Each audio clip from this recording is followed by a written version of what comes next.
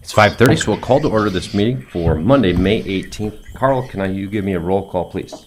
Councilmember Remley, Here. Ronayne, Present. Lunsman, Wright, Present. Johnson, Present. Bunceness, Present. Olson, Present. Rux, Present. Mayor Schoeneman. Here, please stand with me for the Pledge of Allegiance.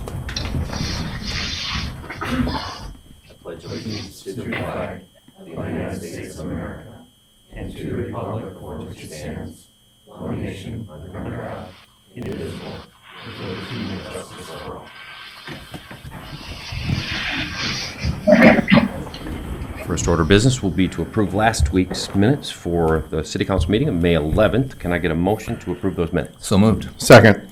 Got a motion from Johnson and a second from Rux. Carl, can you give me a roll call vote to approve the minutes? Councilmember Remley, Aye. Ronayne, Aye. Wright, Aye. Johnson, Aye. Bunceness, Aye. Olson, Aye. Rux, Aye. Mayor Schoeneman. Aye, motion does carry. Next, we've got open forum.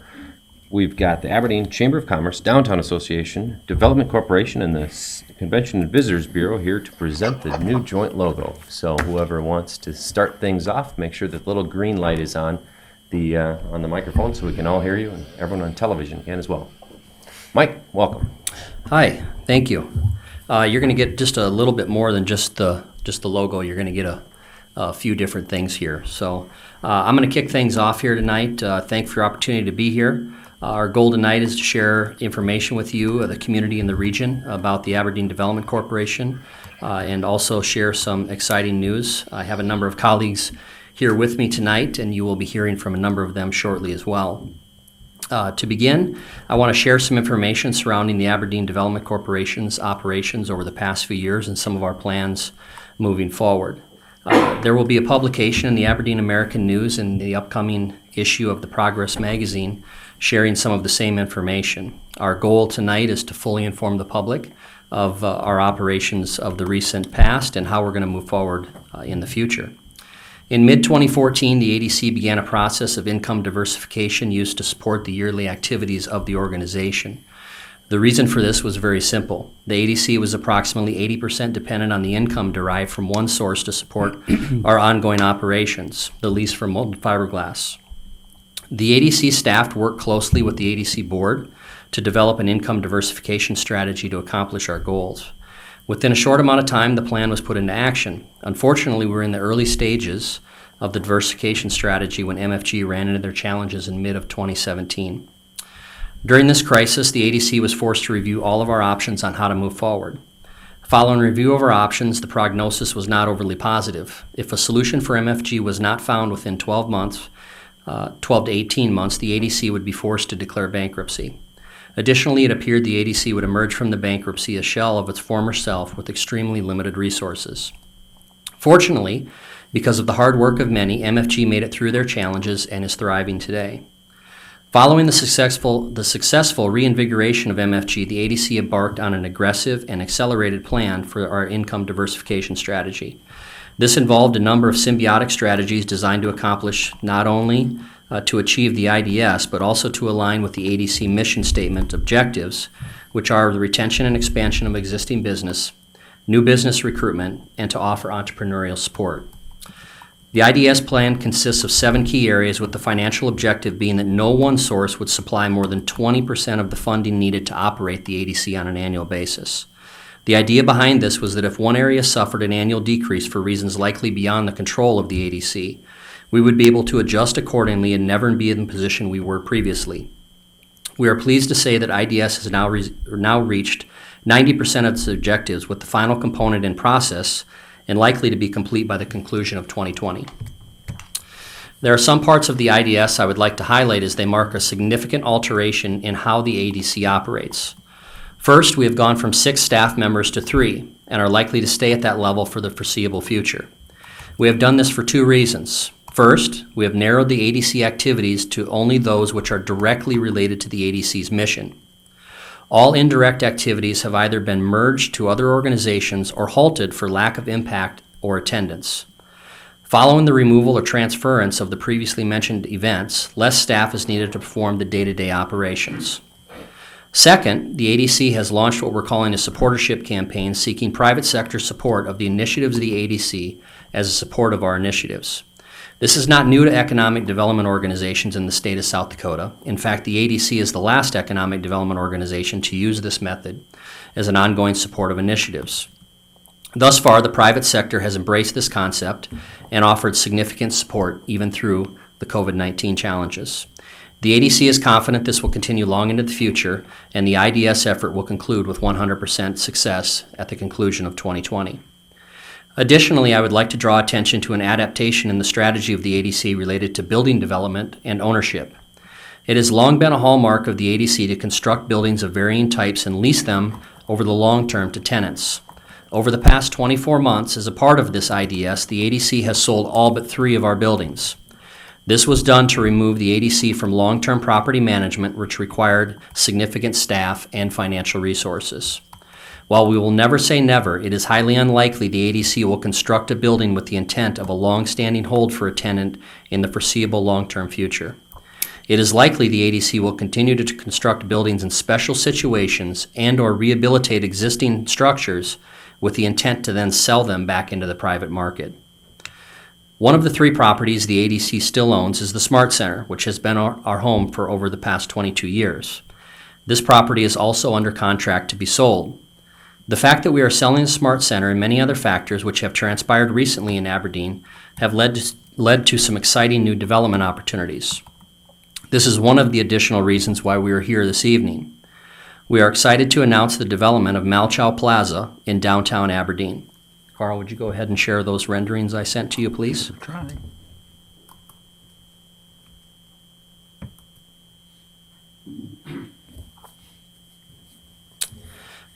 Malchow Plaza will be located on the former home of Malchow's Furnishings. This development will include a rehabilitation of the building which formerly housed Anchors of Faith, and in addition, running north and south along the alley. On the corner of 5th and Main, there will be a large plaza which will be made available to the public.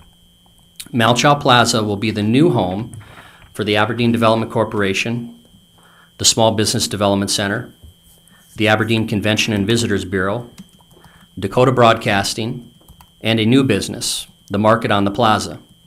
At this time, it's my pleasure to invite Casey Wisemantel of the CVB forward to discuss the CVB's involvement in this project.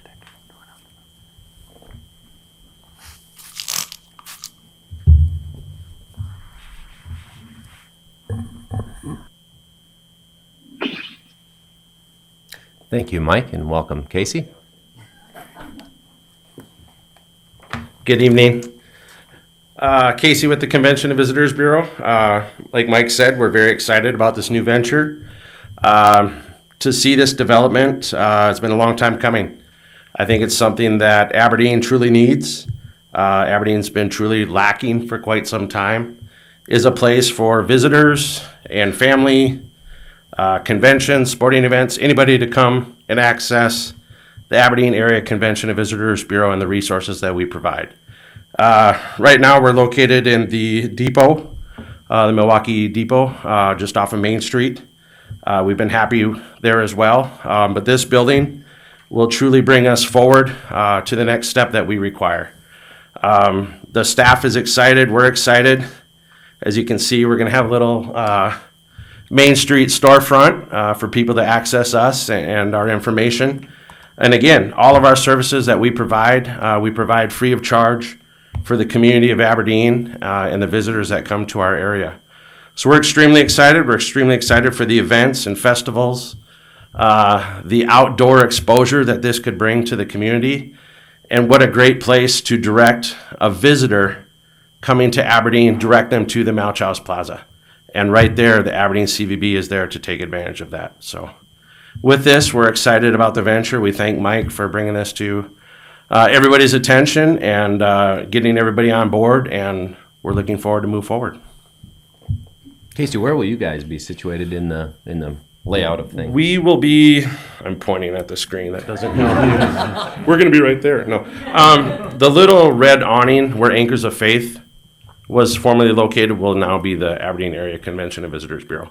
So we will basically take up almost all of that brick front with some conference space being towards the back end. But, we're excited. It's kind of a rustic building, that brick front, brick side facade with the courtyard area for events, concerts, festivals. And it might give us a chance to expose the city of Aberdeen even more who we are. When we decorate for Rooster Rush, maybe I can put one of my big hay bale pheasants right there in the middle of the plaza. I don't know, but we're going to try it. So, like I said, we're excited, and I think this in itself, along with our services, will bring quite a bit to the city of Aberdeen. Thank you, Casey. Just hose everything down, right?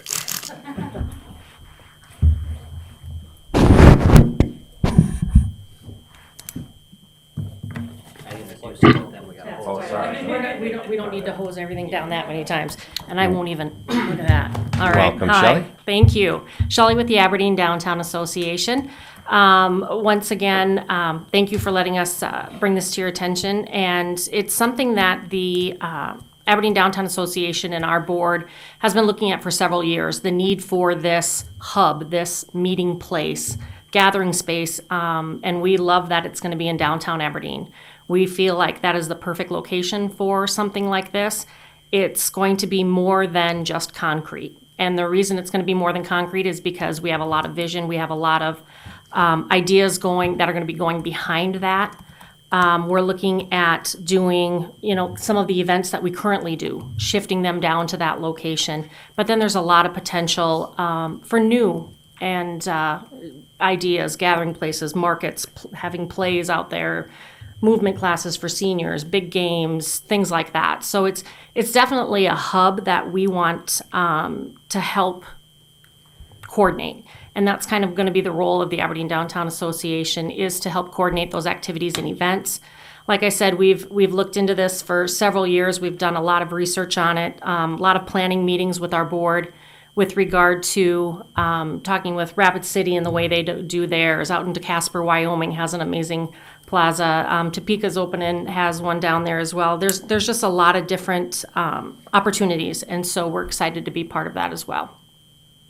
So on your downtown concert series, is that something that would take place right in this plaza? Where would you situate the Actually, bands? yeah. A couple things that we have to make sure we're aware of is the fact that we have always been very conscious of how we close down the street in a sense.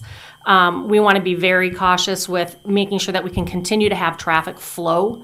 And so the way we're looking at it right now is by centering the stage like we do on the north side right now, basically taking that same layout and concept and flipping it down this way. So what would happen is right at the intersection of 5th and Main there, dead center, we can place the stage so it basically faces in towards the plaza area there, or even directly to the south. We need to make sure that we don't have sound bouncing back right, off the buildings and stuff. So we need to have some open space. So it would be center of Main Street facing towards the south, but then we can encompass the entire plaza area there. Got it. Great idea. Thank you very much, Yeah, Shelley. Appreciate it. Who's next? Tried not to touch most of anything. Thank you very much, Shelley. Gail, welcome. Thank you. So we're excited to get some new neighbors downtown on the 500 block of South Main. And having the CVB, Small Business Development Center, Development Corporation, Dakota Broadcasting, and the Market, just a few doors down from the chamber office, I think brings a lot of great new things to Aberdeen. The first thing I would say is that with the loss of the Malchow's building, a lot of people in the community felt that. And I think by changing it now to the Malchow Plaza, just gives the community that spirit, of rebuilding and new growth and all of that. So I think, first of all, that's fantastic that it's there in that space.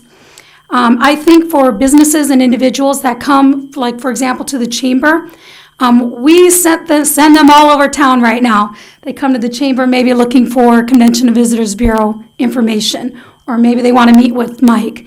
And now we can just send them up the block. They can find all of the resources they need right within that 500 block. As Casey said, I think the visibility for each of the organizations located there will be improved. All of those groups do so much work, but sometimes I think they're hidden where they are. And so just having that visibility will really showcase all of the work that they do on behalf of our community. It's going to be a great space, I think, for our 5 organizations to meet as well. You know, we meet pretty often and we do communicate very well. We serve on each other's boards, but this will be another great area for us to meet, have meetings, discuss different topics, and bring other people in the community to meet with us as well. So I know Mike is building a great space for that. And lastly, I think it's going to increase traffic downtown, and I know that's what Shelley is the most excited about, pedestrian traffic, and that's been something we've struggled with a little bit, and you all have helped with that by having outdoor seating and some of that.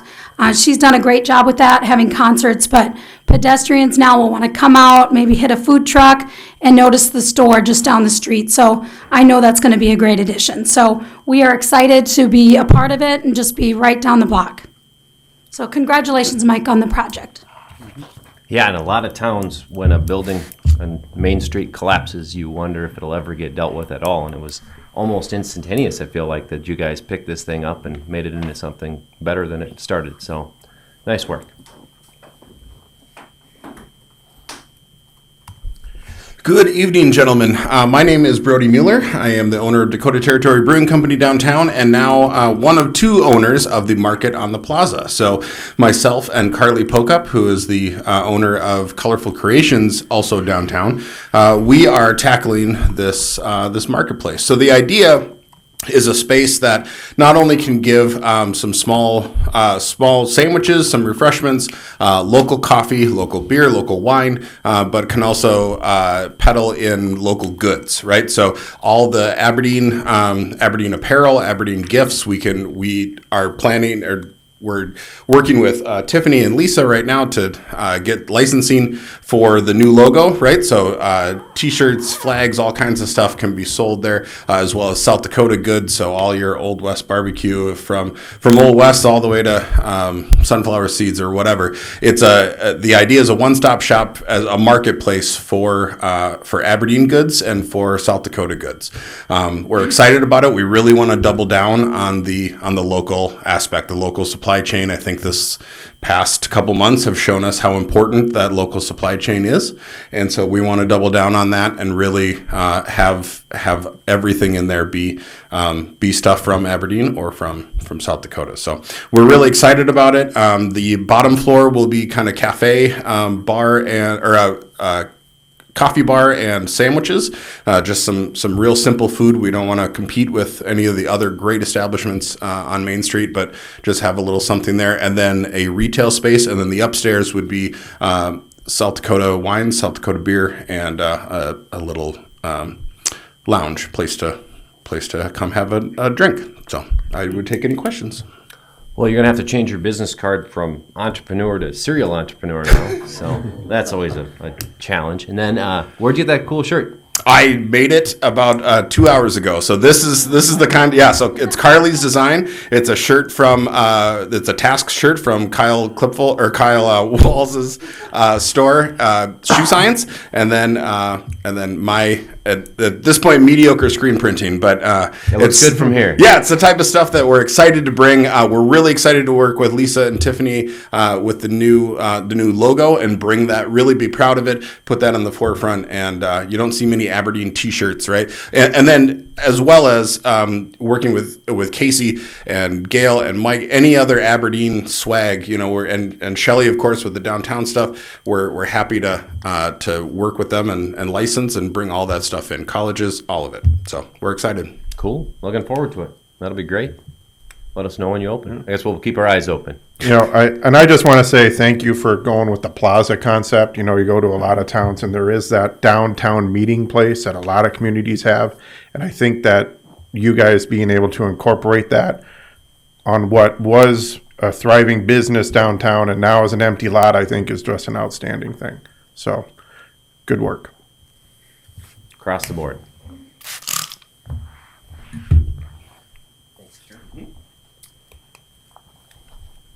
Promise I'm going as fast as I can here to make you guys not all sit here for hours on end tonight.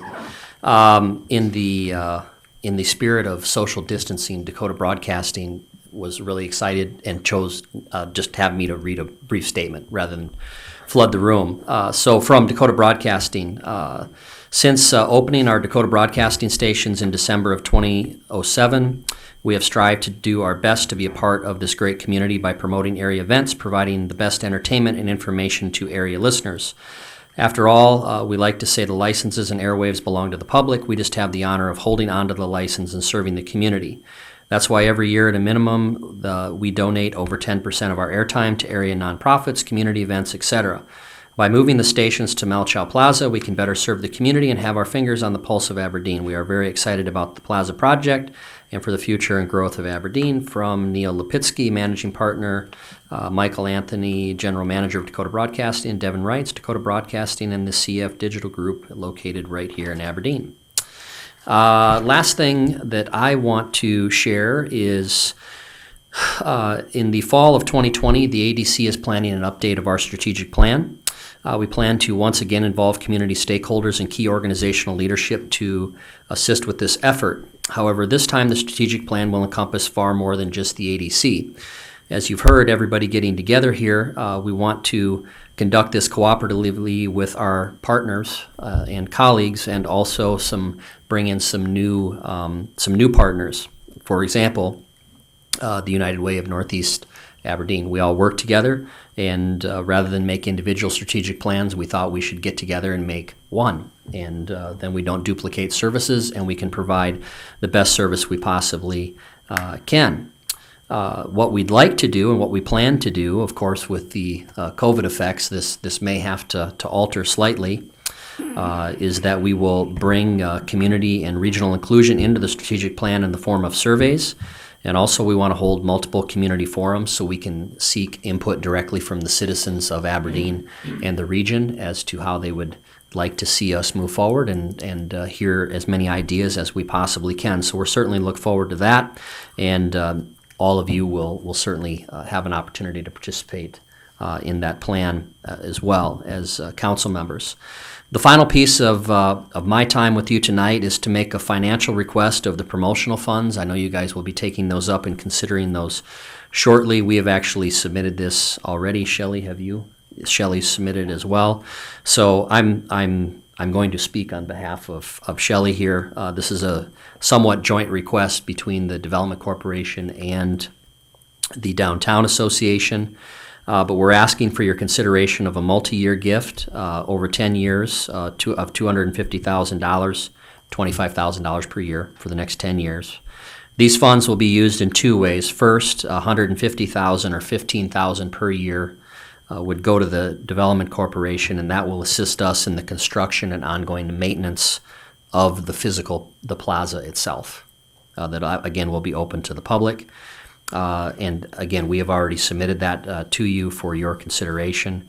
And the second would be $100,000 or $10,000 a year on an annual basis for the plaza, and that would be for the programming that Shelley and her group will be putting forward. That would be to support new programming, not to support anything that's ongoing, but to be able to add to what Shelley and her group already are doing. We realize the timing of this request is coming at a time when many are questioning revenues. However, we feel this is a unique project as it relates to all of our organizations. The community in Aberdeen's position as a regional draw. I think we are all very confident that we will make it through these challenges together. And when we do, Malchow Plaza and everything involved with it will have a long-lasting and positive effect on Aberdeen and really the entire region of South Dakota. Any questions for me before I turn things over to Lisa and the chamber? Mike, where are things in the staging of this great new concept? I'm fully supportive. It's a fantastic idea. Where are things in the ramp up to this? You mean like in the construction phase? Timeline, yeah. What's the Oh, timeline? okay, here? great. So we've actually already, so the existing building, Anchors of Faith, has been gutted. It's completely been taken down. And they've started to remove some old concrete last week. And so that process, the renovation is underway. And then we'll look to break ground on the new addition here right after the 4th of July holiday. Plans are 95% plus complete, just dotting a couple I's and crossing a couple T's.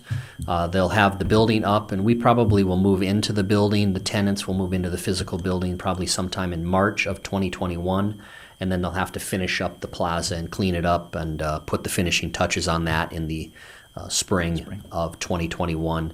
So we hope to be open by mid-June of 2021 with everything complete. And hopefully by then we'll be back functioning as a normal society, and we can have concerts and all gather together and truly enjoy it. It's a good timeline. Thank you. Yeah, you're welcome. Anything else? Thank you very much, Mike. Okay.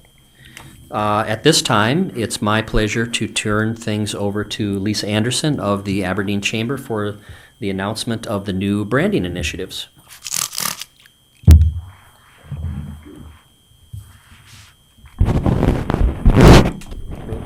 Sorry, everybody. Now I gotta just touch that again.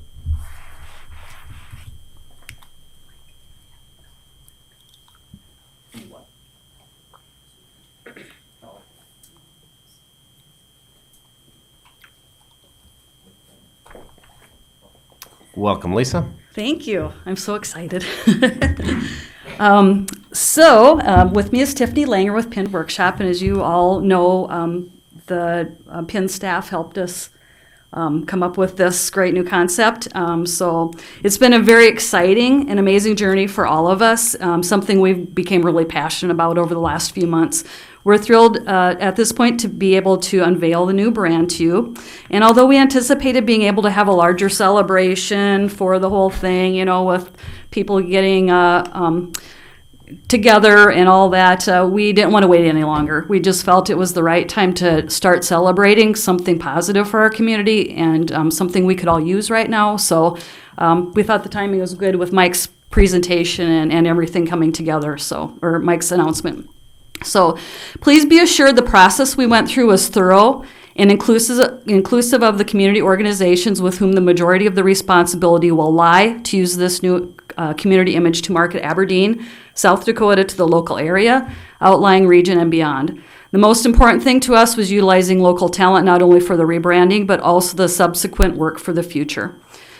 So on behalf of the Aberdeen Area Convention and Visitors Bureau, Aberdeen Downtown Association, Aberdeen Development Corporation, and Aberdeen Chamber of Commerce, I give to you the new official community brand complete with jingle. Go ahead, Carl. Yeah. I'll help with that. Whoops. Nah, it wasn't as good as I thought. Whoops. Come on. I think my speaker went to sleep too. Okay.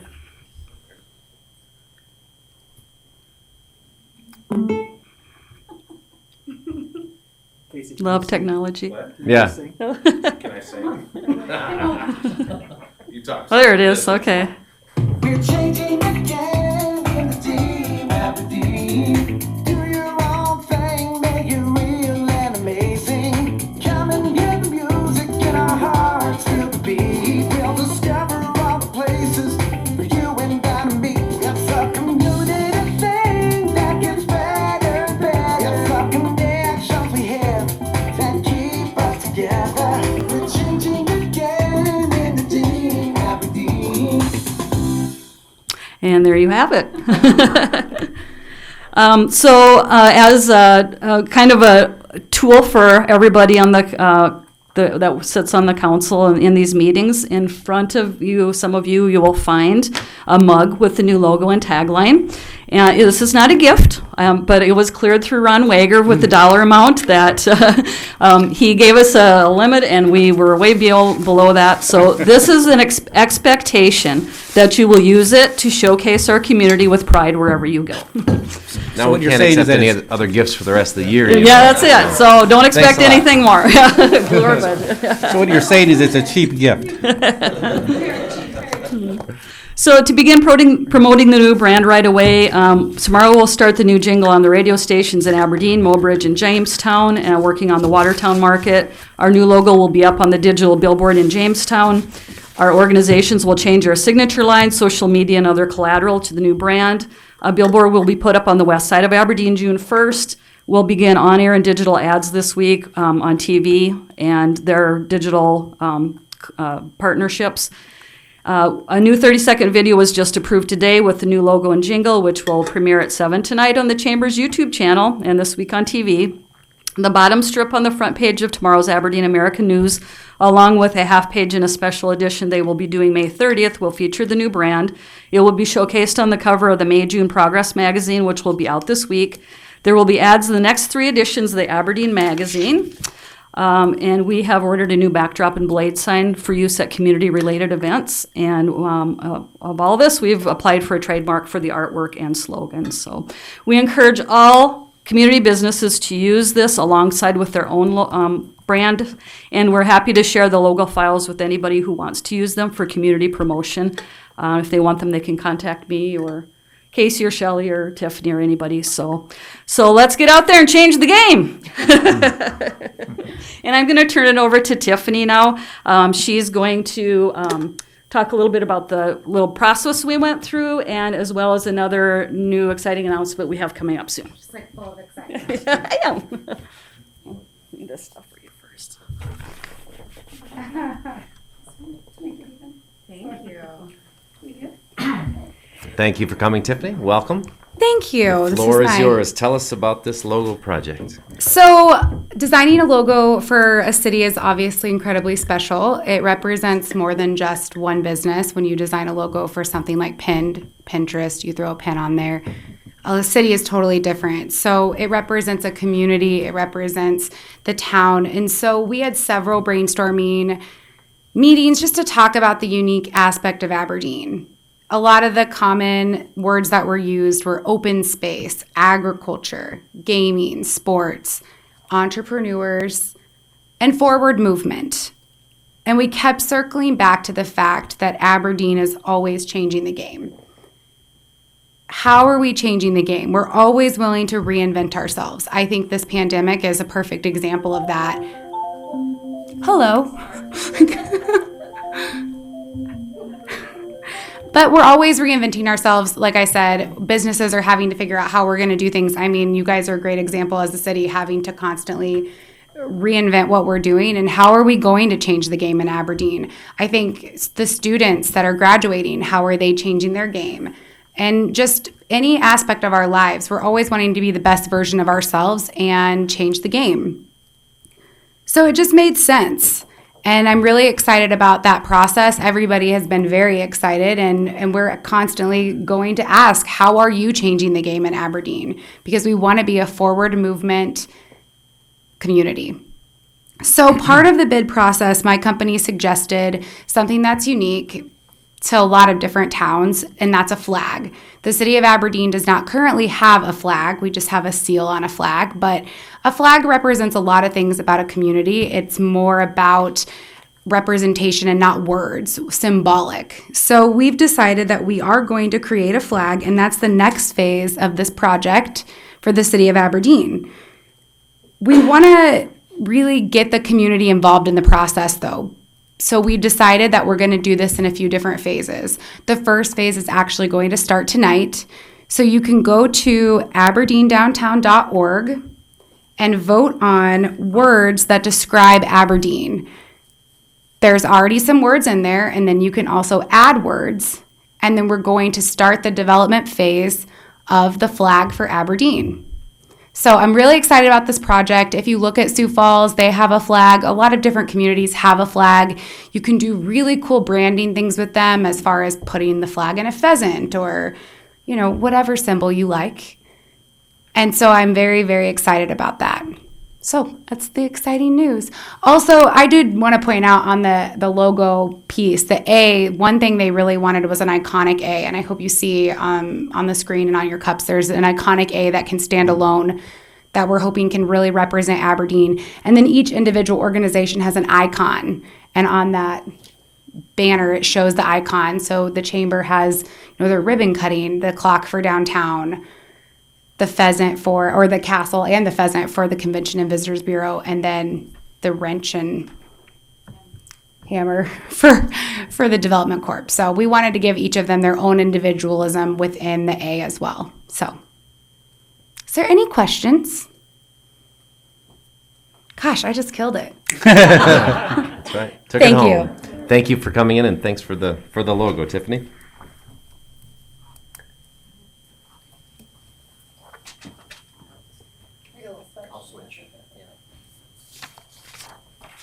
All right. So does that conclude the open forum? There's been so many speakers. We're done. Okay. Well, thank you guys all for coming in. It was great. I appreciate you guys showcasing the logo and the new space and crammed a lot of stuff in a very relatively short amount of time. So with that, we'll move along to our regularly programmed City Council meeting. We'll start with our consent calendar, possible approval of a single item today. It's a residential building contractor license. Can I get a motion to approve that license? So moved. Second. Got a motion from Rux and a second from Johnson to approve the consent calendar items. Carl, can you give me a roll call vote on that, please? Councilmember Rux, Aye. Olson, Aye. Bunceness, Aye. Johnson, Aye. Rife, Aye. Ronayne, Aye. Remley, Aye. Mayor Shonneman. Aye, motion does carry. Next, we've got, let's see here, the discussion and possible first reading and passage of Resolution 2005-04R, extending Ordinance 200405, also known as COVID-19 Emergency Ordinance Number 3. Ron, can you tell us about that, please? Yes, Mr. Mayor. Again, this is the standard ordinance that the council has been resolution that the council has been approving since the end of April. If the council does not take any action on this resolution, then emergency ordinance number 3 will expire tomorrow, May 19th. Move to approve. Second. Got a motion from Ronayne and a second from Johnson. Johnson or Rux, I'm not sure. I'll have to arm wrestle over it. Is there any discussion to be had before we take a roll call vote? Carl. I got something. Josh, Councilman Rife. The only thing I would want is I see Todd Forkel Oh, yeah. is on it, and I know we've had an increase in cases, so. Ashley as well. Is Ashley as well? I guess I didn't see her. If one of you or both of you could please give a quick update. I know we've all seen more cases, and I just would like to know where we're at hospitalization-wise and that sort of thing. Hey, Josh, this is Todd.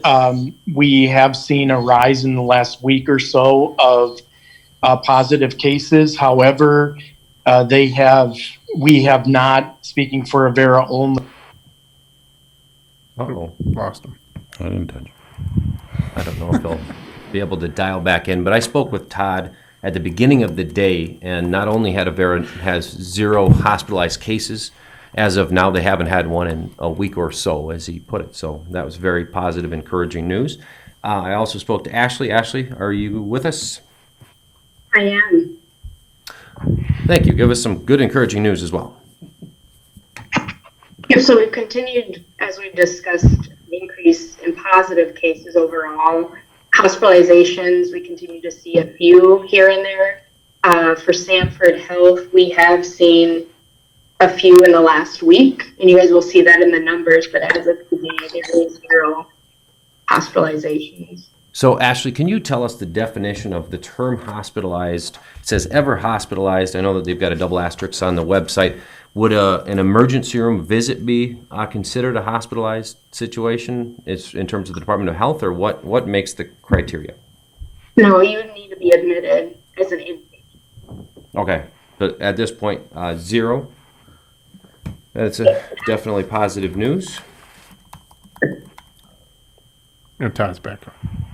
What's that? Todd's back on. Oh, Mr. Forkel, welcome back. We lost you there for a moment. Sorry about that. I just caught the end of Ashley's, and I believe that's what I was going to say, that while we've seen positive cases rising, we have not seen hospitalizations. To date, we have ample bed capacity, ample ventilators, which is all great news.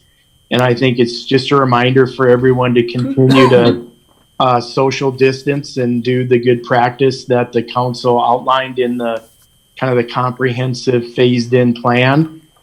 And, you know, we appreciate the community doing so from the healthcare sector. Thank you very much, Mr. Forkel. Ashley, anything else? No. I would also like to mention that I had, I think a lot of people were aware of a situation this weekend where the Department of Health put out a press release identifying 2 bars in which there was a positive patron. And I spoke to the Department of Health to kind of figure out what are the guidelines, why does one business get chosen to be on that list versus all businesses and so forth, and what are they looking to do. And it was a result of their tracing efforts. When a person comes back positive, that person is contacted, and then the Department of Health does what they can to contact everybody that person has been in contact with. And in a situation like we saw on Saturday with that news release, that person had been in contact with numerous people at a bar, and so they didn't feel like they could identify the people that were there, put out the press release. That's in tune with how they've done that in Sioux Falls. And I know a lot of different people had been asking me, particularly about the Sioux Falls press releases that identified particular businesses, and it's as a result of the tracing efforts when they come up short in identifying individuals with the South Dakota Department of Health. So thanks to the 2 healthcare providers for visiting us here tonight. Sorry to have you wait so long, but we definitely appreciate your time and your ongoing commitment to the community's health. Carl, can you give me a roll call vote? Councilmember Remley, Aye. Ronayne, Aye. Reif, Aye. Johnson, Aye. Bunceness, Aye. Olson, Aye. Rux, Aye. Mayor Shoneman. Aye, motion does carry. Next, we've got the appointment of Joseph A. Gah as the city manager upon the June 19th retirement of current city manager Lynn Lander. Possible approval to appoint Joe Gah as city manager for a term starting on June 22nd and a beginning compensation of $150,000 per year. Jill, I would imagine that's why you're here to visit with us here tonight. She's on mute. Sorry about that. Thank you. Just wanted to mention, with the assistance of a consultant firm, Hugh Life Executive Search Firm, the city manager selection process was completed on May 2nd, 2020. The city council offered the city manager position to Joseph A. Gah of Dickinson, North Dakota. Mr. Gah and the council negotiated an employment agreement with a starting salary to be $150,000, subject to periodic adjustments, along with the starting date of his appointment to be effective June 22nd, 2020. The proposed action would be for the council to appoint Joseph A. Gah as city manager for an indefinite term starting June 22nd, 2020, and authorize the mayor to execute an employment agreement with Mr. Gah, setting forth the above-mentioned employment terms and conditions. Thank you very much. Jill? Move approval. Second. Who did that? Dave. Got a motion from Bunceness and a second from Councilman Rux. We have a question or a statement from Councilman Ronayne. Thank you, Mayor. I'm curious, are we being asked to approve the contract? Because we weren't provided the contract. I believe Ron has a copy of the contract. We can email that all out to you. Then I would move to postpone for 1 week. Sure. I'll second the motion. Thank you. Sounds good. We've got a motion to postpone the acceptance of that agreement until the council can review the contract. We've got a motion from Ronayne and a second from Johnson. Does anyone have any questions for either of those 2 councilmen as it relates to this postponement? Or else we will take a roll call vote for that. Carl, please. Councilmember Rux, Aye. Olson, Aye. Bunceness, Aye. Johnson, Aye. Reif, Aye. Ronayne, Aye. Remley, Aye. Mayor Shoneman. Aye, motion does carry. We will table this for a week. And then, Ron, you can be responsible to shoot out that employment agreement to the different council members? Yes, Mayor, I will, and I'll notify Mr. God that the council needed an opportunity to review it. I will inform the council that it's consistent with your discussion with Dr. Firstman as far as the terms, but we'll get that out to you and you folks can look at it. Thank you very much. Next, we'll move along to the discussion regarding the council meeting rules and procedures. Ron, why don't you tell us about that? I will, Mr. Mayor, I provided the council with the council action request, and I kind of want to just review that with you so you know why it is that I'm asking for. As I have told you before, the city councils will frequently adopt meeting rules and procedures just for their smaller board, and that's the problem with Robert's Rules of Orders. Robert's Rules of Orders is set up primarily for larger legislative assemblies. Doesn't work real well as far as the formalities that are involved in Robert's rules with smaller boards. And so, as I understand it, the council is looking at perhaps streamlining some of its procedures for meetings. And I had provided the council with a number of samples of meeting rules, and some of them are quite involved and lengthy. Brookings, for example, I think their council policies and procedures was over 100 pages. But what I wanted to do was just, unless I hear otherwise from you, what I was intending on doing is taking the Charlottesville, Virginia, and by no means did I do an exhaustive list of meeting rules throughout the nation. I spent maybe a couple hours at the most looking through Sioux Falls, Rapid City, Brookings, sample rules, looking around for a little bit more, and I came across the Charlottesville City Council meeting rules, which seemed very manageable to me. And unless I hear otherwise from the council, what I'd like to do is just take that, start that, or use that as my starting point, personalize it for the council, get rid of things that obviously wouldn't apply to you, and just get something out for you to look at. And in the meantime, would encourage you to look at the various policies that I had provided you to see if there's items in there that you'd like to copy and paste that might help us streamline our rules. Mr. Mayor, the council, many on the council had spent a number of years with the prior mayor and were used to doing things that way. You, as the presiding officer, are certainly entitled to manage the meetings in the way that you see best. And I think what we're looking for is just the ability to know in the future how things will be managed so that everybody is on the same page. I will use an example of a few weeks ago where there were a number of interruptions, and I will also tell you that these Zoom meetings exacerbate any kind of problem that there might be in the management of a meeting. These Zoom meetings do not help. And so what we're looking for is something that I think I can put in front of the council. I'm hoping that I can make it less than 10 pages, and it would just be a real short thumbprint that you folks can use for just the day-to-day business of running your meeting. And just so that we're addressing the issue that Councilman Ronayne was looking to solve in the first place, it sounded as though it was that interruption issue was kind of the primary point of contention. Were there other issues with meetings that you think need to be addressed? No, but I actually, what I was going to recommend, and I did wade through the various documents that the city attorney provided us, and I also thought that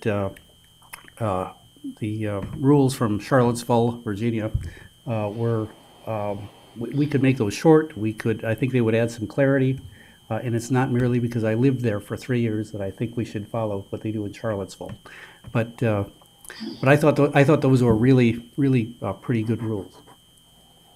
And then all meetings will be conducted with a Southern accent to be consistent. And you'd have to learn how to pronounce Charlottesville, Ron.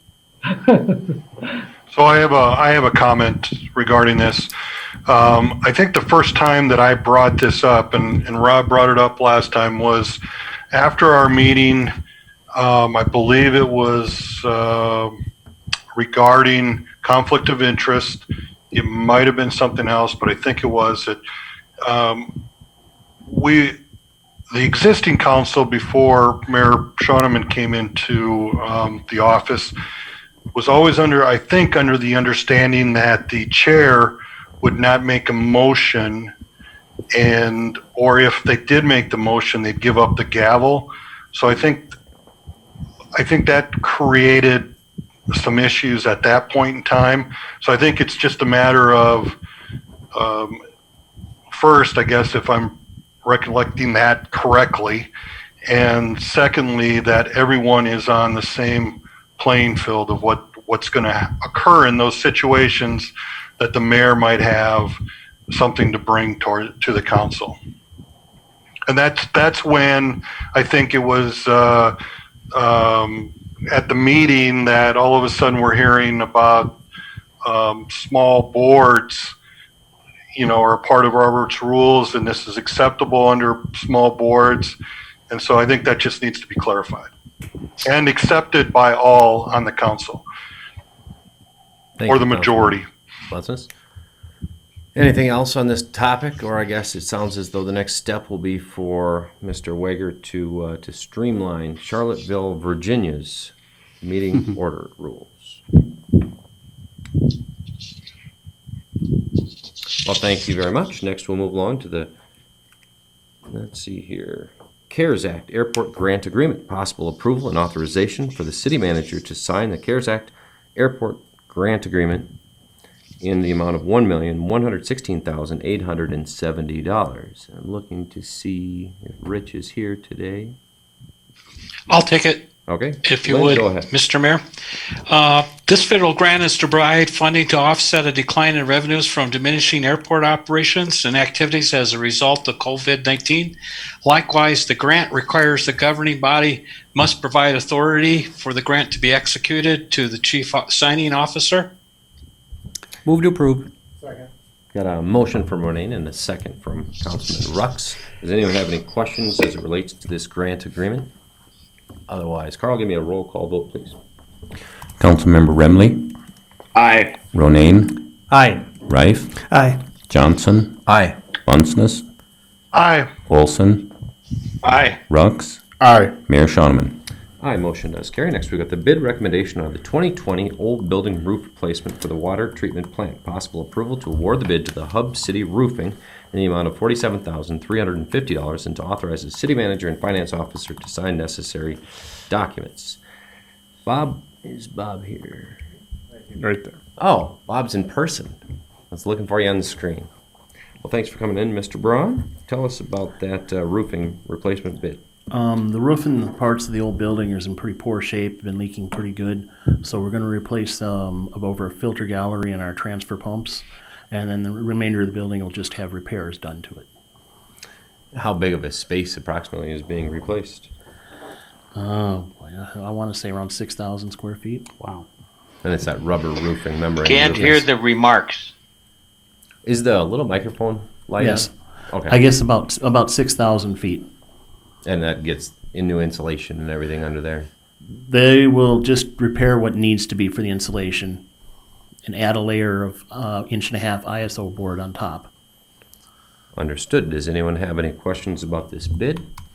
Or else I will take a motion to sign the documents for this roof replacement bid. So moved. Second. A motion from Johnson and a second from Rife. If there's no questions, Carl, why don't you give me a roll call vote? Councilmember Rux, Aye. Olson, Aye. Bunceness, Aye. Johnson, Aye. Rife, Aye. Ronayne, Aye. Remley, Aye. Mayor Shoneman. Aye, motion does carry. Next, we've got payment number 1 in the 2019 dome replacement for AB Contracting LLC for the amount of $413,000. Possible approval of the payment request 1 for that amount for the dome replacement project. Bob, tell us about that. This is for about 80% of the project.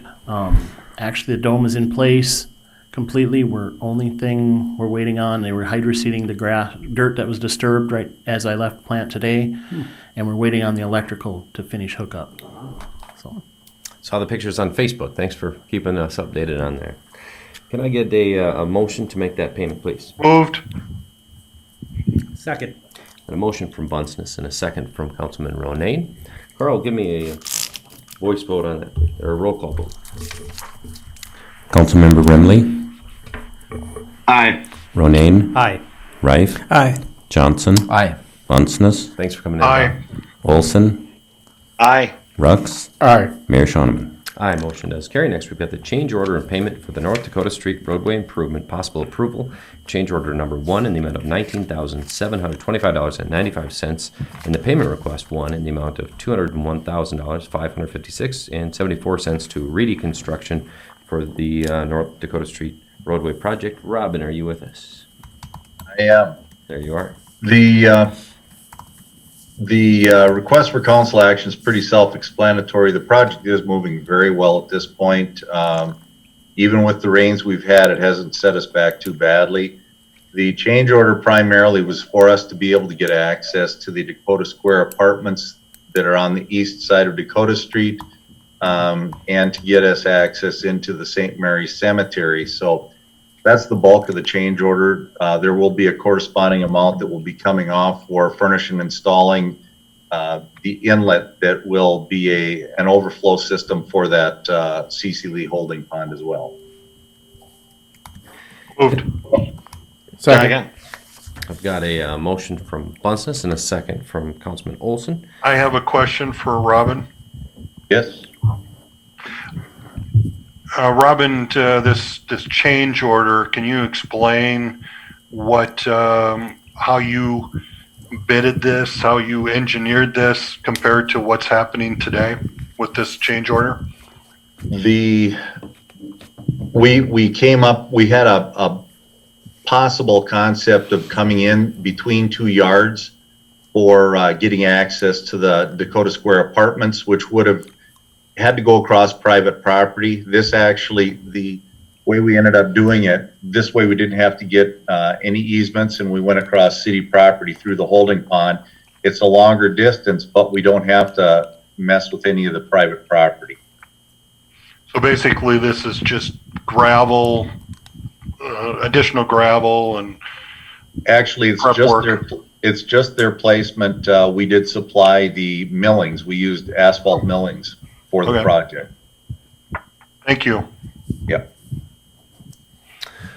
Carl, give me a roll call vote on that, please. Councilmember Rux. Aye. Olson. Aye. Bunceness. Aye. Johnson. Aye. Rife. Aye. Ronayne. Aye. Remley. Aye. Mayor Shoneman. Aye, motion does carry. Next, we've got the change order payment amount for accessible quadrant improvements. Possible approval of the change order number 2 in the amount of $23,511.35, and the payment request number 2 in the amount of $103,934.96 to CWF Masonry for work on those quadrants. Robin, tell us about that. There again, the request for council action is pretty self-explanatory. We're more than halfway done with this project. In fact, we're getting very close to the end of it at this point.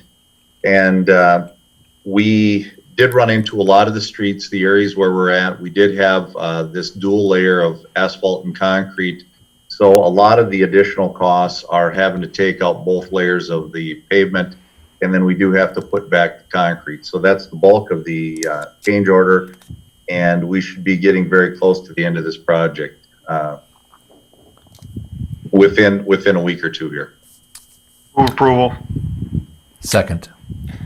Got a motion from Bunceness and a second from Councilman Johnson. Does anyone have any questions as it relates to these quadrants? I do. Councilman Bunceness, what have you got? Robin, so you found additional layers here. Where else are we going? Do we have a good record of where this might be happening in the community? I think unfortunately in this particular case, we do have good records of where most of these streets are at. They used an estimating model that just took the averages of everything instead of actually planning out for this type of removal. It's something we'll have to change in our bidding process in the future because it did come as a bit of a surprise. Okay, thank you. Yep. Thank you, Robin. If there is no other questions, Carl, I'll have you take a roll call vote, please. Councilmember Remley. Aye. Ronayne. Aye. Rife. Aye. Johnson. Aye. Bunceness. Aye. Olson. Aye. Rux, Aye. Mayor Shoneman. Aye, motion does carry. Next, we've got the bills approval for the bill list, May 18th, 2020, as found in the last page of your packets. Can I get a motion to pay those bills? So moved. I've got a motion from Rux and a second from Olson then. Does anyone have any questions? There's been no additions after the fact. Carl, why don't you give me a roll call vote to pay the bills? Councilmember Rux, Aye. Olson, Aye. Bunceness, Abstain. Johnson, Aye. Reif, Aye. Ronayne, Abstain. Remley, Aye. Mayor Shoneman. Aye, motion does carry. Next, we've got the city manager's report. Lynn, are you still with us? Yes, I am. Good evening to all of you. I have two items I would like to discuss this evening. The first item that I would like to discuss is the promotion fund. Within my city manager's report, I did a memorandum of anticipated income from the promotion fund for calendar year 2021. And in addition, I provided promotion fund process calendar. And you should be aware that this Friday is the deadline to receive promotion fund applications from organizations. So therefore, as early as June 1st, the city finance officer will provide promotion fund request package to the city council, including a suggested distribution sheet. And that's the second item that I wanted to talk to you about in reference to distribution sheet anticipated income. I would like to highlight some negative factors about the promotion fund before the impacts of COVID-19. The revenue increase for year 2019 was only 0.17% versus projected growth factor of 2.53%. Keep in mind, the 11-year average for increases was usually around 3.25%. So even with the lower number, we didn't meet the anticipated number as we projected. So therefore, the actual revenue reductions for 2019 were overestimated by 16,000, and the expenditures exceeded revenues by 48,000. Likewise, because of the low operating reserve balance, the negative circumstances with the 2019 revenues and expenditures, the promotion fund started year 2020 with no cushion to offset the COVID-19 impacts. And with that, within my memorandum where I explain, I'm requesting that your allocations be based upon two scenarios. Option one is based upon a no growth factor for 2021, and option two is based upon a 15% reduction. And my thought process was that as the year goes on, when you're ready to approve the budget in September, you can determine whether or not you're going to have to use the 15% reduction, or if in fact you can go with a 0% increase. But I'm anticipating that there will probably be you'll be carrying a negative balance going into year 2021, and that's why I stated that I believe that you should have a no growth factor for 2021, because many of those expenses aren't general fund eligible. So therefore, if the general fund is to fund this deficit for a limited time period, and it needs to be paid back. And I went on to explain that the March sales that were filed in April showed a 13% reduction in revenues for the general fund. I believe the April sales payable in May will show a greater decrease than 13%. The revenue to date for the promotion fund, including the months of December, January, February, March, currently show a 1% decrease compared to the previous year. And keep in mind that the previous year only had less than a 0.25% increase. So therefore, I'm anticipating that you will have to make some cutbacks in the year 2021. And if not cutbacks, you're probably not going to have additional revenues to do additional allocations. Are there any questions about what I just talked about? So Lynn, January and February were presumably pretty good if they washed out a 13% reduction in March? Yes. And you're expecting April and ongoing for a while at least to be down? So in effect, when you're looking at the potential allocations for the promotion fund, the allocation amounts that I'm recommending to you would be $1,128,000 and $959,000. And I thought by doing this up front, then the organizations that receive funds could start pre-planning if in fact there might be a cut of 15% because of anticipated losses through COVID-19 because of the lack of promotion type activities. Councilman I have a Reif has a question. question for you. Lynn, can you talk about how you came up with the 15% reduction? I keep in mind, at present, we've had a 13% reduction. Likewise, I received a report from Budget and Finance approximately a week ago, and keep in mind, it's not a full month, it was only a partial month. They were showing our sales tax showing a potential decrease of 15%. And so I thought, keep in mind, I've had limited data. I thought to be on the proactive side, I had to start treating this, especially with the fact that I had no reserve fund to carry the promotion fund over, that I needed to look at this in a way that there's going to be potential reductions within revenue. As to whether or not 15% is the proper figure, I know at present that just from the last month, we saw a 13% reduction, and March was actually a good month compared to April. I wouldn't be surprised to see April numbers even greater than the 13%. So I was trying to find a blend where we didn't destroy the funding to the recipients for the promotion fund, but at the same time, let them know that they're going to have to be held responsible for payback if in fact it's necessary. Thanks. Thank you, Lynn. And Councilman Bunceness has a question. Yeah, I would like to see, I think the council should see what the monthly cash flow outflow looks like. So I can envision that maybe this council is, if they choose option one in September, that if things do not pick up and we have a deficit that's happening, the commitment that's made, I don't believe has to be fulfilled, and that you might be able to reduce a group's allocation further down the road.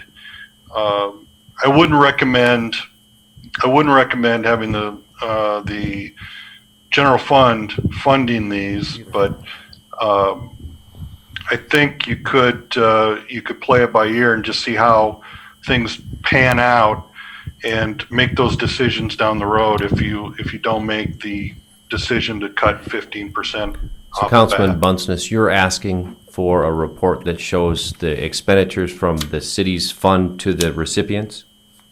Yeah, so CVB is consistently the same every month. When do you usually pay some of the other groups that are, maybe one shot payments, or maybe split over two payments?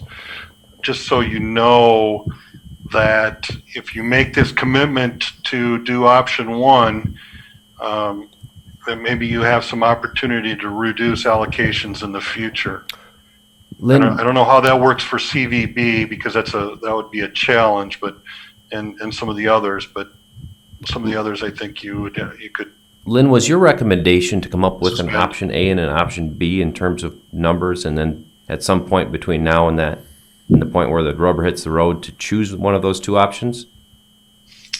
Were you speaking to me at that point? Yes. I guess so. My question was, we've got two numbers, 1.128 million and 959,000. That was my thought process, is that you have two options, and let the organizations know of the two options. If in fact the revenues respond back and everything works out okay, great. But at the same time, I thought it would be an injustice if you did a 15% reduction in September when they were not given advance warning as to potential cuts that may happen because of the reduction of revenues. And that's why I wanted you to do a funding option of A and B, and so they could start studying their budgets to determine what they would have to do if in fact we needed to do a 15% reduction, so we didn't end up doing interim financing for deficit spending.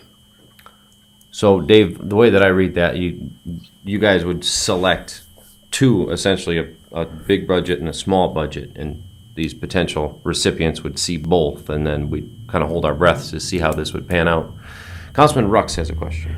And that kind of goes to my question, in June, are we going to have to choose option one or option two? Because it almost if you start with option 2 and it's better, then in September we can actually fix it and move numbers up depending on revenues, rather than telling these people in June, hey, we may have this money, because they're setting their budgets for the next year. And then all of a sudden in September, when a lot of them have their budget cuts or budgets kind of planned out, now you're cutting them 15%. I'm just thinking probably about it a little different, but if you start with the worst and then you can give out more money, that seems a lot better than, hey, we gave you some money and now we're taking it away. I think we need to plan for both, and I don't know if we're going to do budget, do 2 promotion fund allocations for each council member and work it out. That was my intent, that you do 2. Okay. Do option 1, option 2, and then as time goes on, you know what those numbers are. So Lynn, do you see the way that it would work technically, like a business or a organization could potentially have a $0 funding or a dollar amount funding? Or would you see it being a 15% reduction? So somebody's funding might be $100,000 or $85,000.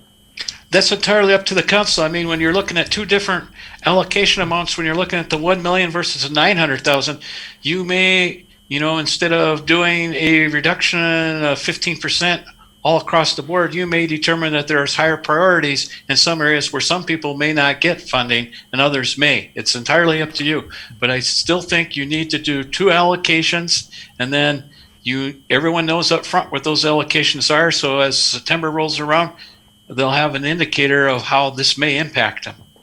Thank you, Lynn. Any other So questions? Councilman Muncis?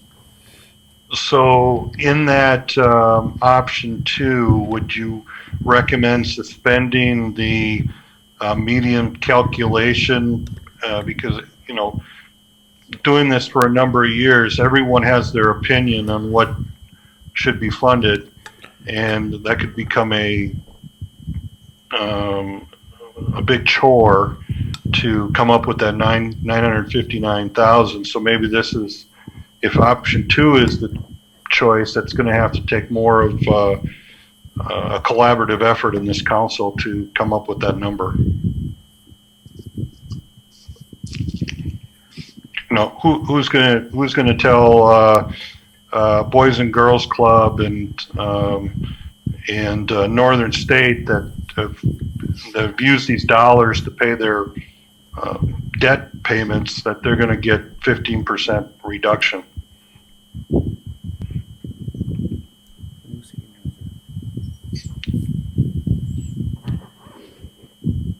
But you don't necessarily know that. I'm just saying, if we're doing 2 allocations, the option 2 should take a different form than the option 1. Option 1 could be the same as we've done in the past, but option 2, I think, takes more of a group think and how we're going to go forward with that. That could be, Would it be something where we, after our numbers are in, would we need to plan a work session to hash it out? This is just future thinking. We can make that decision, but I do agree with Dave. Some people have made commitments based on what we said we would give them. And as someone who's been on the council long enough, who we've had to do this before, you make very tough choices. And that should be a collaborative effort rather than the numbers. This is just what worked out. I think we would need to make decisions as a council how we honor what we've already committed, or if we could, and how are we going to pay that back. So I hear what Dave is saying. As far as option 2, I think needs to have more work than just the median calculation. I think we need to make a choice and a decision on how we proceed with those. Good points, gentlemen. Lynn, did you have one more thing tonight for us? Yes, I do. I sent it out late this afternoon. I had the opportunity to meet with Mark Hoven and staff, and they had put together a plan that would allow the opening of the Aberdeen Aquatic Center. And this plan addresses CDC guidelines by limiting users and would also split time periods for the pool to help with potential availability.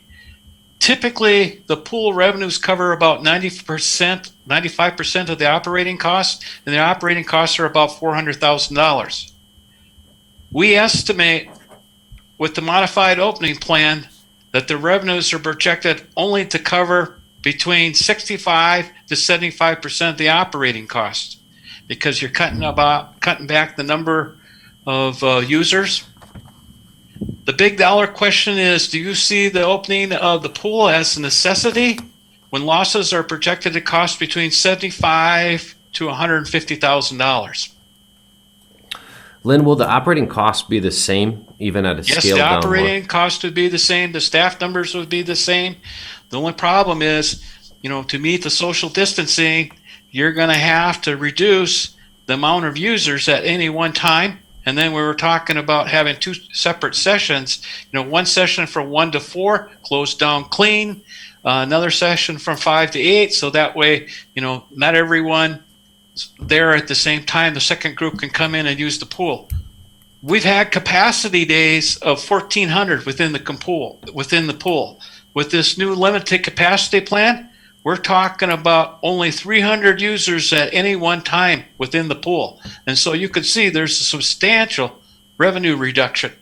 And so it comes back, and you'll see that there's differences of opinion throughout the state.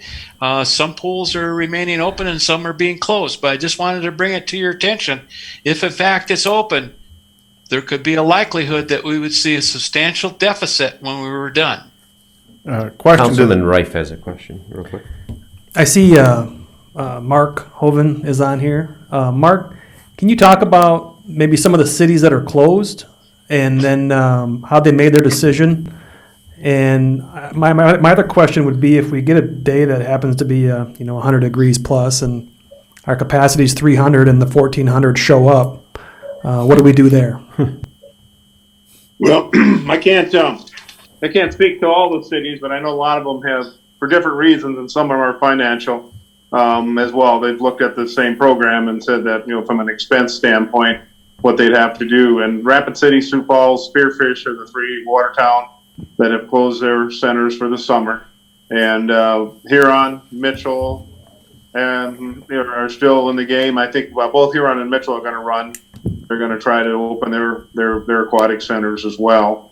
Our hope is that as we start at 300 and as we be able to handle and see how it impacts the pool, that we would increase the numbers possibly to see how much more we could handle if we needed to get to 50% capacity, which is what some of the pools are trying to do, get to 50% of their capacity, which for us would be in that 500 range, I suppose we try to get to. But we just got to see how it works at 300. There would be an issue on a hot day when we get there. And the lines that would be out in front of the pool, and as one goes in, another one, as one leaves, one can go. We'll have to maintain whatever our maximum load number is. We'll have to maintain that. So, Lynn, when do you? Mark, I guess I was going to ask, when do you typically open the pool? Yeah, typically the pool would be open this year on May the 29th. With this plan that we presented, we would have opening day on June 17th. We're going to need some time here to fill the pool and treat the water and get it ready, and then we got to train our guards. So we think that's 17th of June is a very doable date. And then in terms of memberships, I know a lot of families buy annual passes. Is that something that would be affected by this, do you expect? Well, probably, we're thinking that our thinking still is on the fee structure. We'd like to get a little time on that. We are thinking still maybe some family passes. Possibly a reduction in rates, we're opening a little bit later and we're having the two sessions. That's something that I would want to have our board involved in as far as what that fee structure might be. We're leaning in that possible 25% range, but we just kind of have to still play that one out a little bit and see how that goes. But we do feel the season passes or some type of pass is important so that the children aren't dealing with a lot of cash at the pool. So, Councilman Rux had a question. Not to play a devil's advocate, I guess, here, but if we don't open the pool, of course, we may not have the revenues, but we also don't have the expenses. correct? What is the ongoing expense of the pool if we don't fill it, don't run chemical, you don't have employees, you don't have to buy food, you don't have to do all that stuff? What do we know what the impact to the budget would be? Well, yeah, that's a good question. There's got to be some expenses, obviously, but not nearly what we've had before. The other issue you've got is that you've got a $7 million facility sitting empty till next year to restart up again. There may be some upfront costs next year because of pumps and so that have sat for an entire year without operating. But yeah, you're right. We wouldn't have the expenses of the chemicals to treat the water, the food that we would have for the visitors to come in, the staffing, and so that is true. So. Mark, how did you arrive at a capacity of 300? Was there some sort of a mathematical equation at play?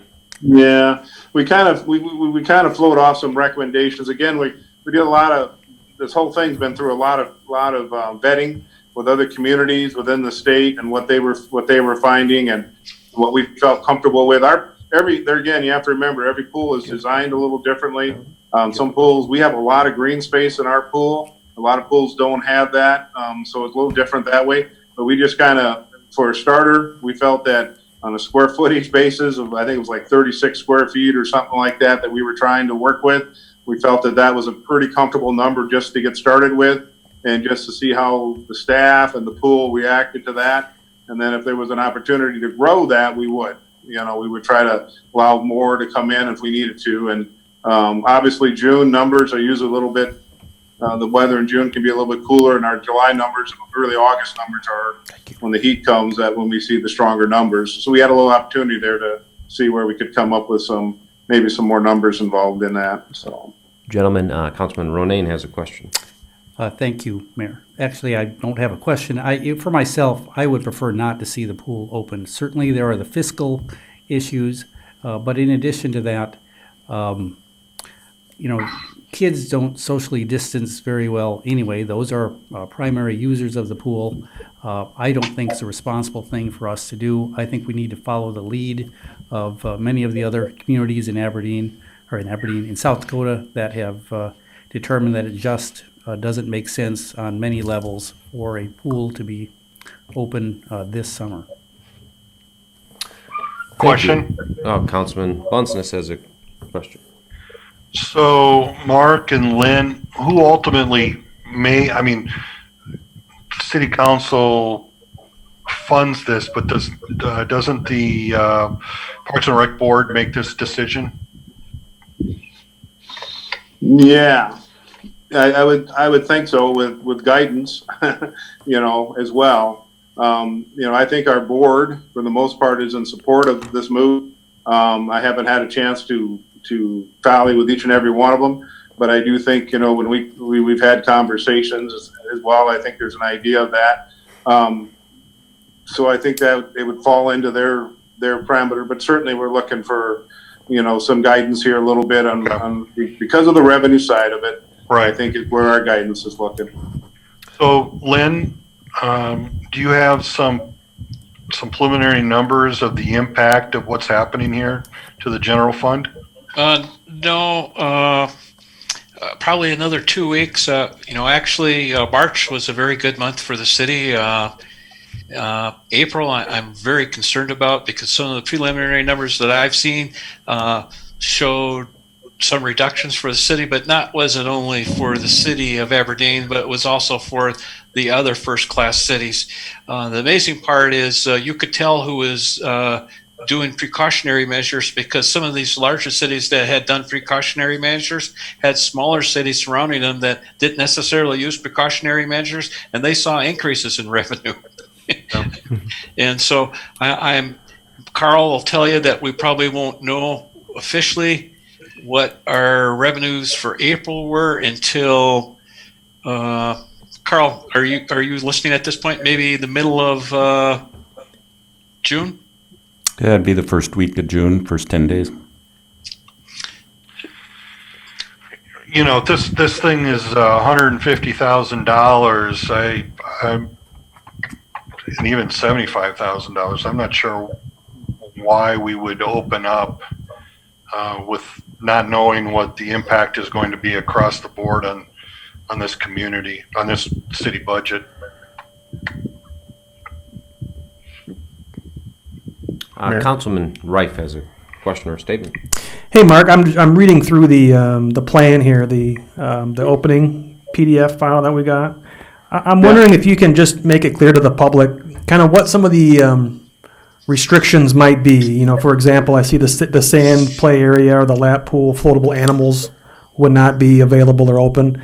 Can you talk about some of the other things that would change this summer from the past? Well, obviously, we'll be able to, we'll have to social distance. The easy one, if you want to say it's easy, but the slides, we can easily probably deal with the people coming up and down those slides as far as their distancing goes. We're not going to put what I would, the toys or whatever into the lap pool where kids would jump on and be with those. We would probably, again, have numerous sanitation stations. We're going to do some things as far as disinfecting of the bathrooms and of our locker rooms. Obviously, no drinking fountains would be held. The lazy river, we would spend the time to disinfect the tubes that are there as people use those to go into the water. We'll get some assist from the water as well, but that's certainly not a catch-all for that either. There's still issues there as well that we might have on that end of it. The other thing that'll come out of this is that the swim team will gain some extra revenue from the swim team, possibly because they will take advantage of not having any swim lessons, and so they will take advantage of that lap pool probably, and we'll have extended use there, which we have a rental agreement with them on that as well. But those would be revenues wouldn't be too extreme there, and with the concessions, the same thing. We'll be able to, I think, hold back the children and hopefully be able to deal with that as far as that social distancing issue. Social distancing will be one of the major concerns, but there are other facilities, water slides. Wild Water West is opening in Sioux Falls, and one open out in Rapid City. There are pools that are dealing with this issue of trying to get the pools open for the children to use. So I'm trying to do it safely and smartly. So Mark, even if the pool doesn't open, it sounds like you're going to have to fill it and put chemical and everything like that to accommodate the agreement with the swim club. I don't know about that one. I'd have to check with that a little bit to see whether or not we would do that. My understanding is, in the conversations I've had with Travis, that we probably would not fill the pool and would not put chemicals to our water unless we're going to use it. So, sounds good. Any other questions on that? Oh, Clint Rux.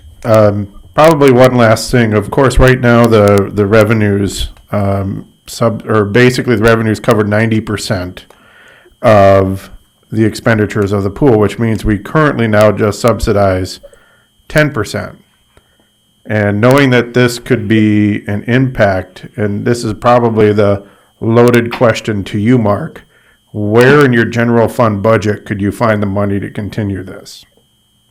well, yeah, that would be significant. And we've actually, I suppose thought about that a little bit, that could come about if those revenue shortfalls would come into play.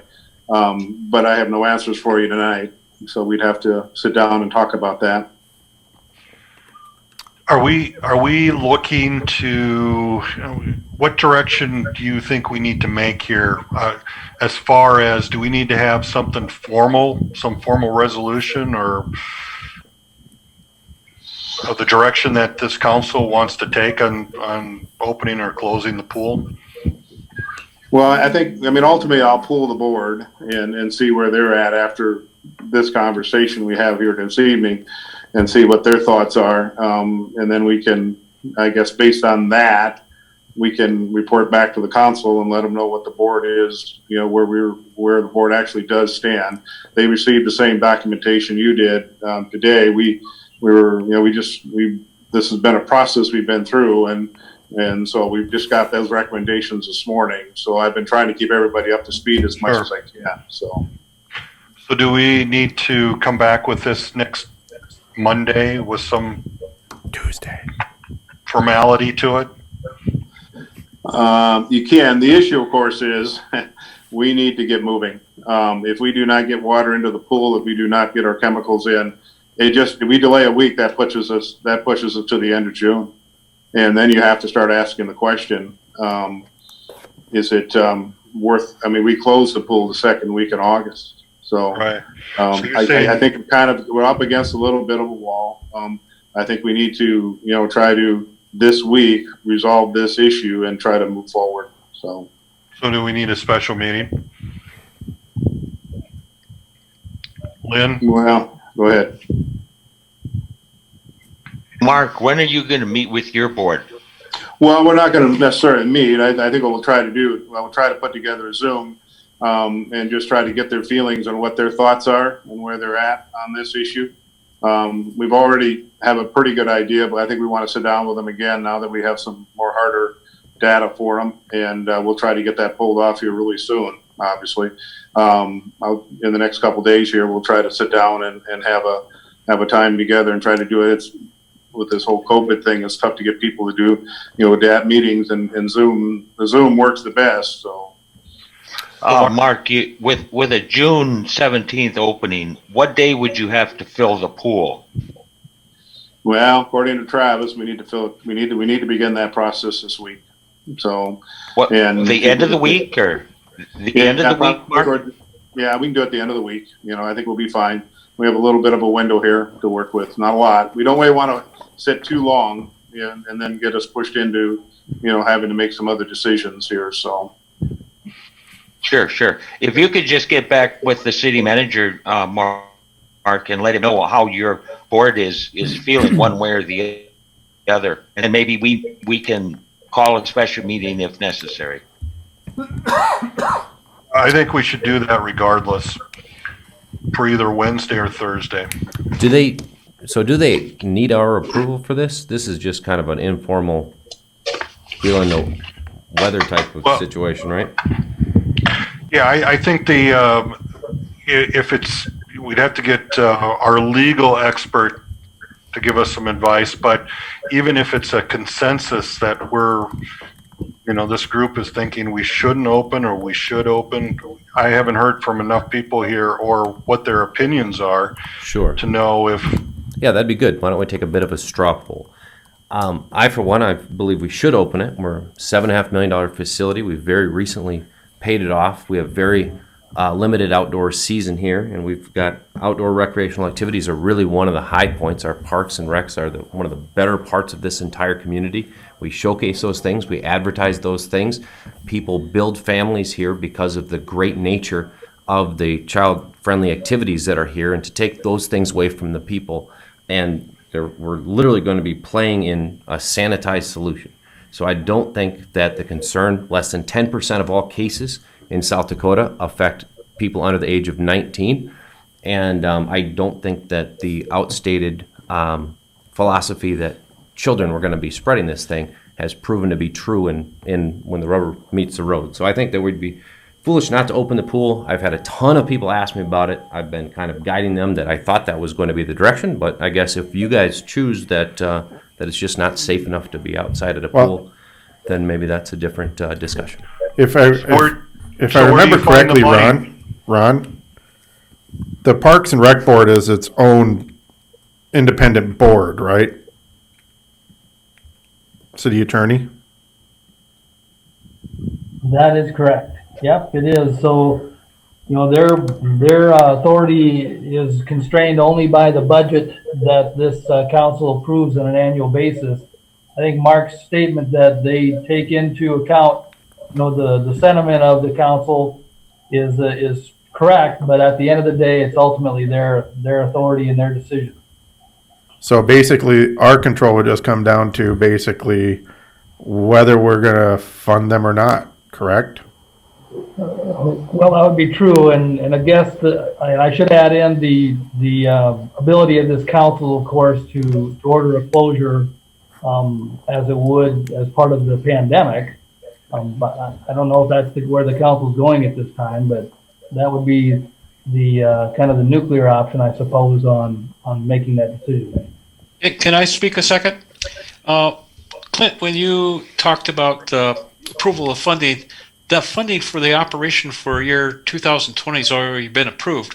Where it'll catch you is in 2021, if in fact it ends up being significant deficit operation as to Will you look for Parks and Rec to cut in other areas for 2021, or will you hope that there's sufficient general fund reserves to carry the cushion? And so it's not so much what happens once you open the pool, it's what happens if in fact we have the deficit spending. And I'm that's kind of what I'm hinting at, because, you know, if we're deficit spending, they're not going to be the only agency that's deficit spending. And while we have reserves, we have already pushed off. I really feel that in this first round, we put off some road projects, which was fine, but I didn't hear what other agencies put off as well to help kind of start helping fund the shortfall. If Mark and his board wanted to open the pool, and that was their decision, that's perfectly fine, but we may not have the ability to cover the whole budget shortfall on their end. And I think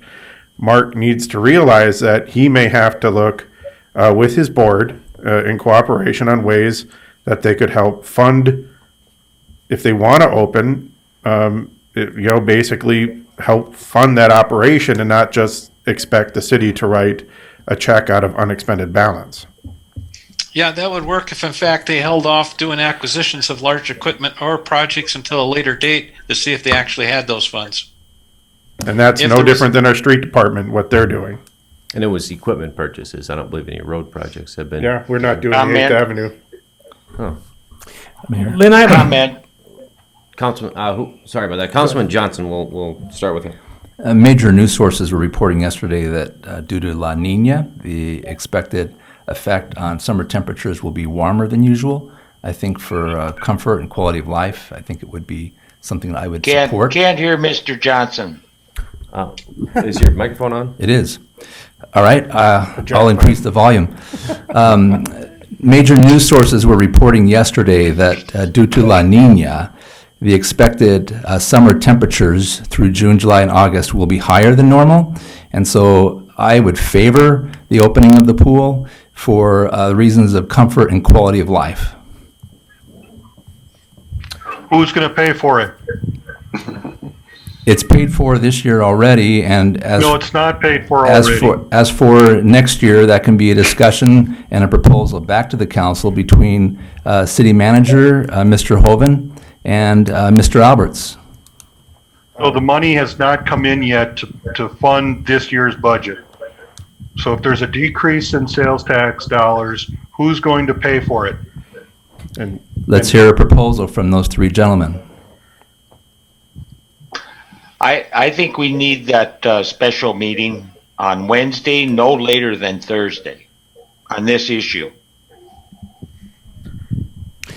Lynn, I have a clarifying question. You say we typically operate at a 10% loss. So if the budget's 400,000, we typically lose 40,000 per year. Is that correct, ballpark? Lynn? No, right now they're operating at 95%. They're 95%. So their losses, last year I think it was 10,000, and the year before it was only 5,000. They've done fairly well in recent years. Okay. I'm just trying to get a number here. That's the 75 to 150 loss potential. Does that include what we typically lose in a normal year? Yes, it would. Okay. And as far as like the budget for the pool, it counts those revenues. So there could be a double whammy if they offer a reduced rate instead of the full rate. You're going to have reduced revenues from that, as well as reduced things. And I'm not putting in this poll either way, because I'm of the mind that the Parks and Rec Board has the authority, no different than, let's say, even the library board. But like I say, my only thing is to stress to them that they may have to make some tough decisions on their end as a board on what they're going to spend the money that we as a city council give them. If they're willing to do that and make that work, I'm not going to object. I'm not going to try and object to their decision. I'd like to say something. This is Councilman Remley. Councilman Remley, go ahead. I agree with Alan Johnson on some extent, because quality of life means a lot. And the pool issue is one thing, but there's also baseball issue and softball issue, that people look forward to that every year. And I'm wondering if there's a plan from Mark to open up Little League baseball and adult softball, or Little League softball as well. And I'm wondering, when might that happen, if ever? Yeah, I can address that. We've actually worked up plans, so they might receive the adult softball's plan today in the mail. What they're going to do, we will issue them a permit. They will probably begin play somewhere around June the 7th or 15th at the latest. So adult softball Church League has officially postponed their season. They've decided that they didn't want to go through that. Hardball and has also submitted a permit. They actually have their permit and what they're going to be doing, and they will begin play. I think they began practices, small practices this week. Gene has taken registrations for, we had like 700 or 800 individuals that registered for our programs on Thursday. And again, Little League was part of that. T-ball was part of that. So those programs will go off and begin on around June 1st. So we're planning on moving ahead. We've received guidance from all of those associations, national associations above us, that said these are the things that you think you need to do to jump through these hoops to allow these programs to begin and allow the children to get back out into the parks and back out into the ball fields. The one that we're struggling a little bit with, and I think we'll get that resolved pretty soon, is soccer. They probably will come to us with they've showed to me a framework of what they want to do, and they just need to, on their end, do a few things. Just that's a little bit more of a contact sport, but so I think they'll get that worked out for their competitive leagues for the summer. And but the major events such as Arts in the Park and the soccer tournaments and stuff like that, those have all, Sawyer Glen Festival, have all been canceled.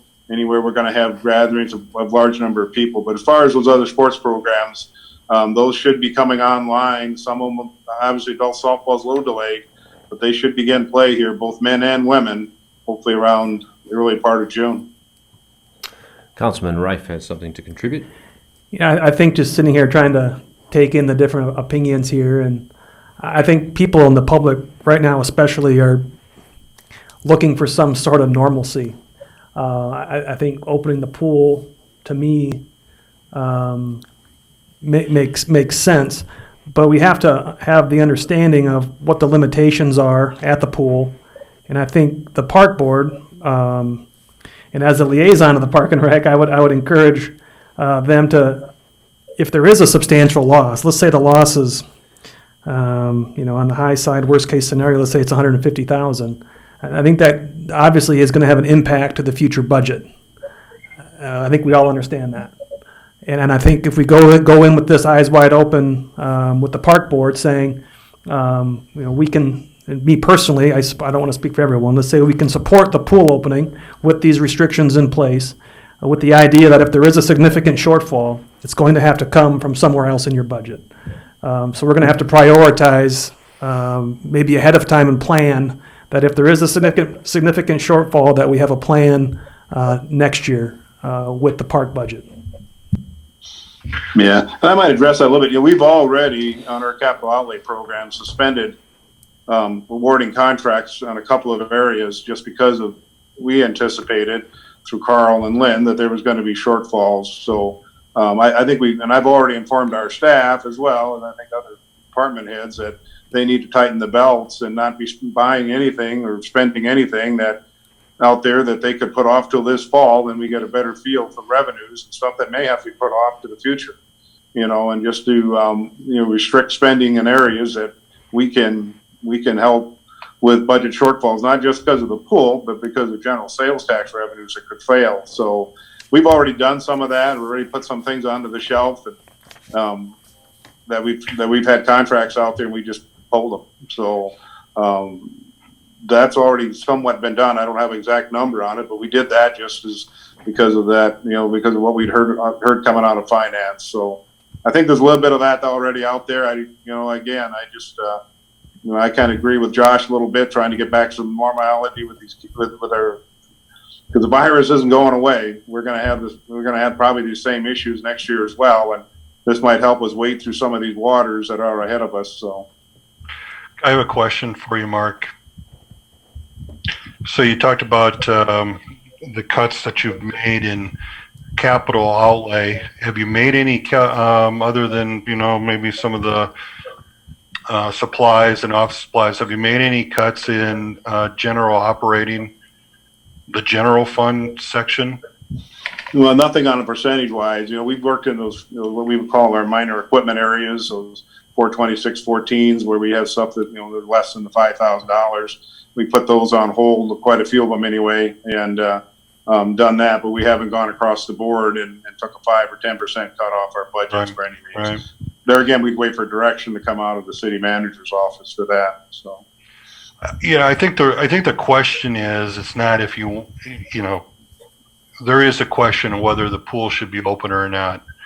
But the other question is to the heart of what Clint has said and what Josh has said, and that is, you know, where is this money coming from if there's a shortfall? And now, I believe I'm correct in this. You know, yeah, the budget has been set for this year, but if those funds do not come in this year because of COVID-19, you know, we don't have the dollars to spend for the things that we've already budgeted for.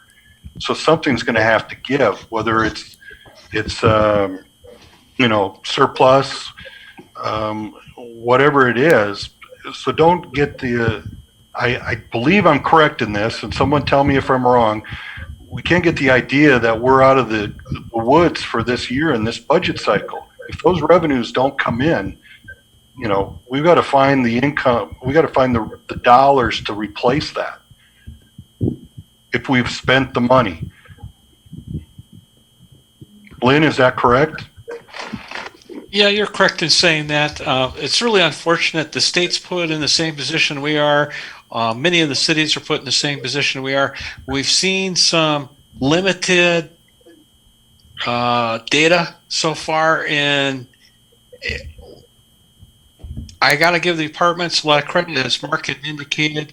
Carl and I talked to them a month and a half ago, 2 months ago, about being prepared for cutbacks, and everyone has withheld and spending on items, and so we're prepared to take care of the situation, but we just don't know how far to go until we have some more time.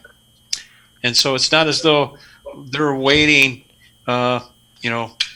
Isn't it true that capital outlay budget would be easier to find cuts than the general operating, because salaries are such a high percentage of that general operating budget?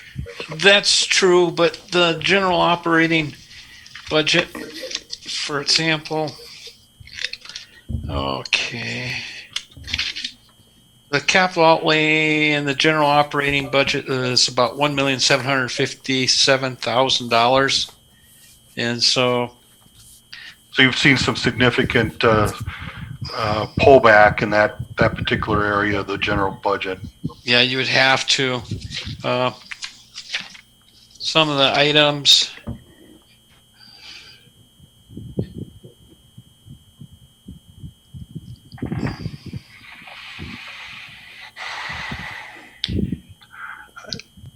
You know, I guess I would just have to assume that Mark, if this was a worse, I mean, what I believe Lynn is saying is maybe a worst case scenario.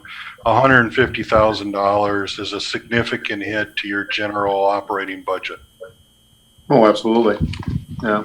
And if this council decided that that's where the money needs to come from, where can you find those dollars? Mm-hmm. I mean, I don't know. I mean, I just like, do you put other programming in jeopardy because The total 2020 capital outlay for Parks and Rec out of the general fund was $720,000. so much of it that has been put on hold? I have that number in front of me. I'd have to look that one up, Dave. See what it is. Lynn, I mean, did you there's guys- probably a good 100. I mean, there's some. I don't want to make it. I don't know. I'd have to take that. I can get that to you, but I don't want to take that off the top of my head. So Right. So Lynn, when we bonded this thing out, the swimming pool, we were paying in the neighborhood of $300,000 a year No. per payment. Just wait a second, I'll get you that actual figure. Greater than that. Yep. It's greater than that. I think it's like 470, but let me look here. So at one point, it was valuable enough for us to pay $470,000 a year for this pool for a decade. And now we're saying it's not worth $150,000. With the two pools at the time, we were losing $150,000 a year.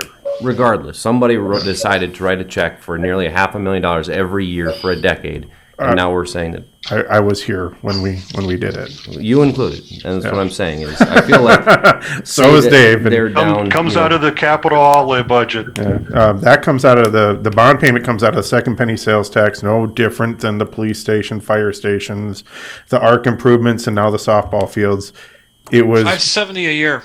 $570 a year. It was better at that time to invest in a new pool than to keep two 60-year-old pools running. And Mark has shown that. I don't want to sit there and do that. I mean, because we were losing $150,000 a year on two pools, and they've done an excellent job, which is why the design of this pool was the way it was, to maximize costs, maximize efficiency, to where now we're only subsidizing it $5,000 or $10,000 or $20,000 a year. There was that cost savings in that.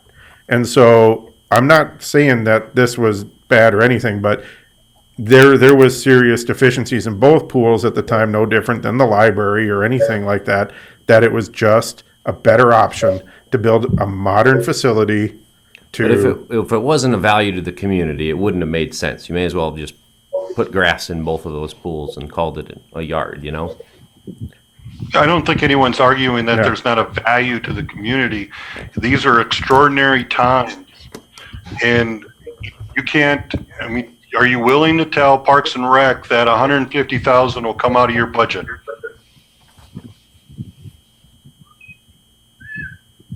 That's the question. Because we don't know what's going to happen